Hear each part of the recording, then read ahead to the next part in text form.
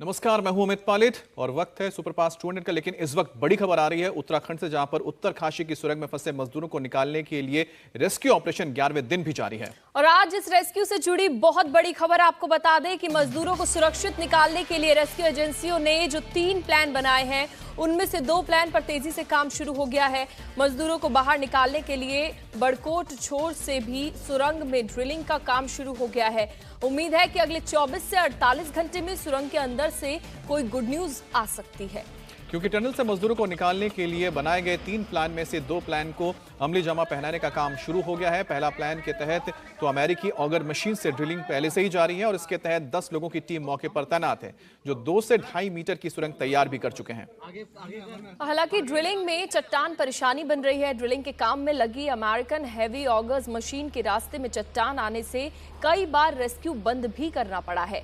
41 मजदूरों के रेस्क्यू को लेकर 3 अलग अलग प्लान को तैयार किया गया है, जिसमें 2 से 40 दिन तक का वक्त लग सकता है। लेकिन पहले प्लान के तहत ऑगर्स मशीन से जारी ड्रिलिंग में 24 से 48 घंटे में कामयाबी मिलने की संभावना जताई जा रही है। और मजदूरों के रेस्क्यू को लेकर केंद्रीय सड़क और परिवहन मंत्रालय के सचिव अनुराग जैन ने 3 अलग अलग प्लान के बारे में जानकारी दी, जिसमें 2 से लेकर 40 दिन लग सकते हैं।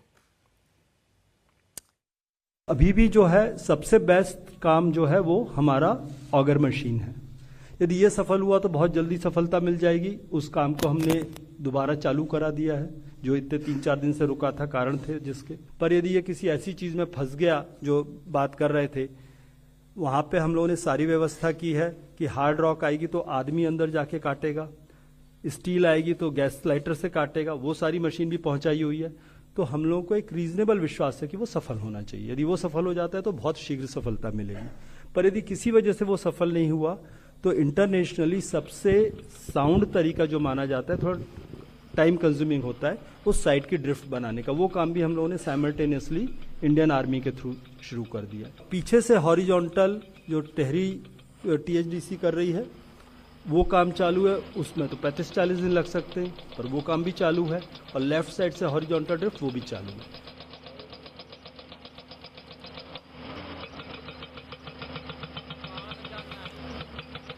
तो जब से एंडोस्कोपिक कैमरे के जरिए मजदूरों की तस्वीरें सामने आई है, तब से सभी के चेहरे पर उम्मीद की चमक दिखाई दे रही है।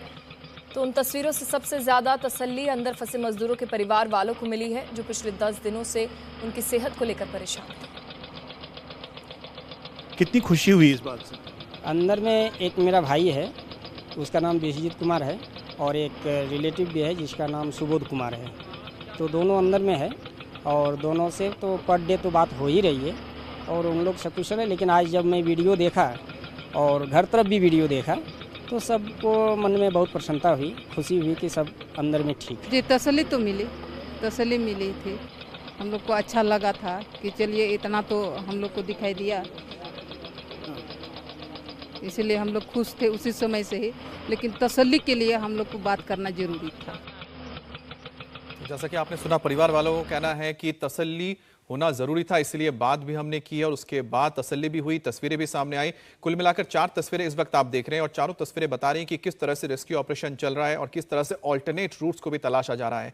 41 मजदूर 11 दिन से फंसे हुए हैं, लेकिन उम्मीद तब जगी जब कल सबसे पहली बार दुनिया ने उन 41 मजदूरों की तस्वीरों को देखा, वीडियोस को देखा, उनकी बातों को सुना, जब एंडोस्कोपिक कैमरे को अंदर भेजा गया एक 6 इंच के पाइप के जरिए ड्रिल करके। उसके बाद से उनको खाना पहुंचाया गया है, खिचड़ी पहुंचाई गई है, फल फ्रूट पहुंचाए गए हैं, मोबाइल भेजा गया है, चार्जर भेजा गया है।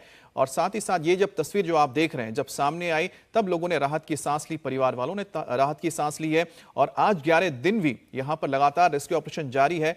बहरहाल सबसे तेजी से अगर कोई मशीन उन तक पहुंच सकती तो वो है अमेरिकन ऑगर मशीन। और जैसा कि जो सचिव है सड़क और परिवहन मंत्रालय के, उन्होंने भी बताया कि किस तरह से जो ऑगर मशीन है, अगर उसके दिक्कतें आती हैं, जैसे कि कोई कंक्रीट का स्लैब आता है, कोई चट्टान आता है या फिर कोई स्टील स्लैब आ जाता है, उसको अगर हटाना है तो उसके लिए भी इंतजाम किए गए हैं। और हमारे सहयोगी मनीष प्रसाद उत्तरकाशी से हमारे साथ सीधा जुड़ गए हैं। मनीष, कहा जा रहा है, उम्मीद की जा रही है कि 24 घंटे में मजदूरों को बाहर निकाल लिया जाएगा। 2 प्लानों पर काम चल रहा है, क्या लगता है? देखिए अभी रेस्क्यू क्या, आज ये 11वां दिन है। 41 जिंदगियों को बचाने की ये जंग जरूर जारी है और इसीलिए जो सभी मशीन्स इक्विपमेंट्स हैं उनको लाया गया है।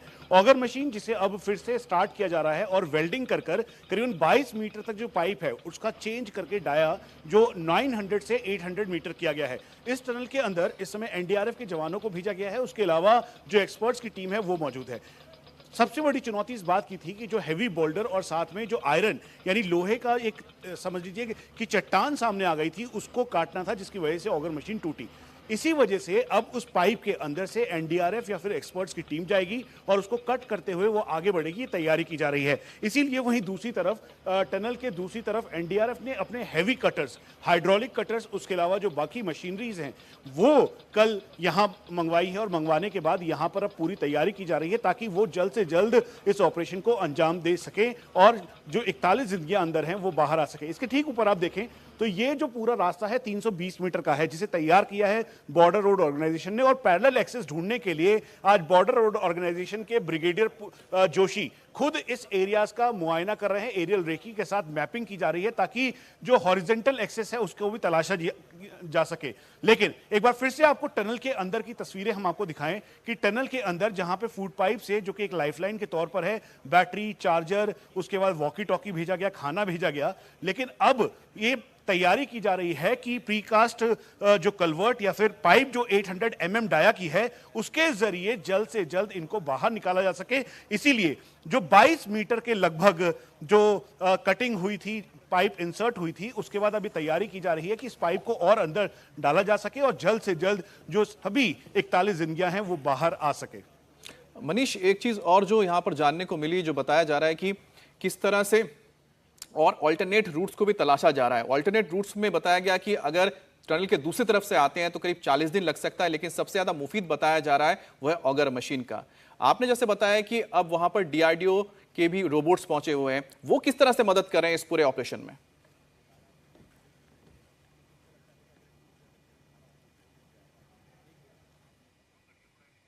तो मनीष के साथ हम फिर से जुड़ेंगे, लेकिन जैसा कि हम आपको तस्वीरें दिखा रहे हैं कि ऑल्टरनेट रूट तलाशने के लिए अब चट्टानों को तोड़ा जा रहा है मशीनों के जरिए ताकि एक ऑल्टरनेट पैरेलल रूट तैयार किया जा सके। इसके अलावा टोटल जो ऑप्शंस है वो 5 ऑप्शंस रखे गए हैं, जिसमें जो टनल के बिल्कुल पड़ली तरफ है यानी कि उल्टे तरफ से अगर आते हैं दूसरी तरफ से तो उसमें ज़्यादा वक्त लगेगा क्योंकि करीब 240 मीटर का जो पूरा एक सेक्शन है उसे तोड़ना पड़ेगा चट्टानों के। लेकिन जो सबसे ईजी रहेगा वो है 40 मीटर का वो मलबा जिसने मजदूरों को रोक रखा है बाहर निकलने के लिए, और उस 40 मीटर को अब पार करने के लिए ऑगर मशीन का इस्तेमाल किया जा रहा है और जिसमें ऑल्टरनेट करके अब ये प्रोविजन लाया गया है कि अगर उसमें चट्टानें, बड़ी चट्टानें आती है तो उनको किस तरह से तोड़ना है, और अगर वहां पर स्टील के फ्रेम्स आ जाती हैं तो उन्हें तोड़ने के लिए भी वेल्डिंग के जरिए या फिर लाइटर्स के जरिए उसे कट करके आगे बढ़ा जाएगा।